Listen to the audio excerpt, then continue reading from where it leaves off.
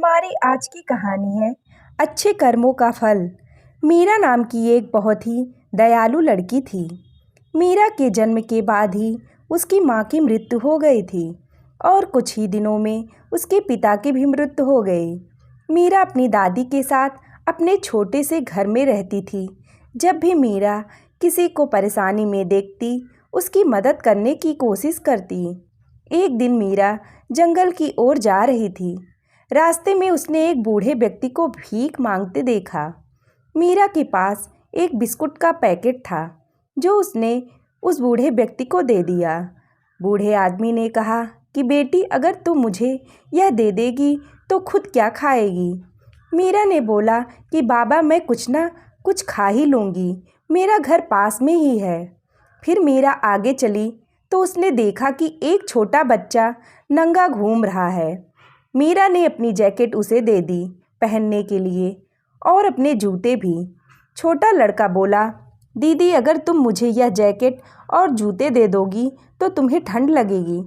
मीरा बोली कि नहीं भाई, ऐसा नहीं है, तुम इसे पहन लो, तुम तो बिल्कुल ही निवस्त्र हो।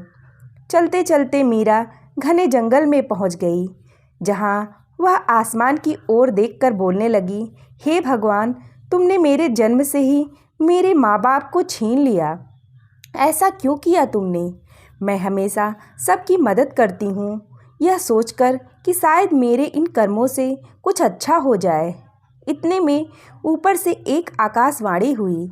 उस आकाशवाणी ने बोला, बेटी, मैं तुम्हें एक वरदान देता हूँ। तुम्हारे इस अच्छे कर्मों का कि महीने में एक बार तुम अपने माँ बाप से मिल पाओगी। आकाशवाणी के इतना बोलने के बाद ही उसके माँ बाप नीचे उतर आए। उसके माँ बाप की आंखें नम थीं और यह देखकर मीरा की आंखें भी नम हो गई। मीरा की माँ ने उस रात अपने हाथों से खाना खिलाया, उसे कहानी सुनाई और वह पूरी रात बात करते रहे।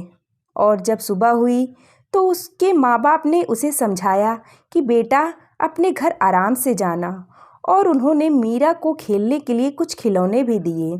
मीरा बहुत खुश थी कि वह अपने माँ बाप के पास है।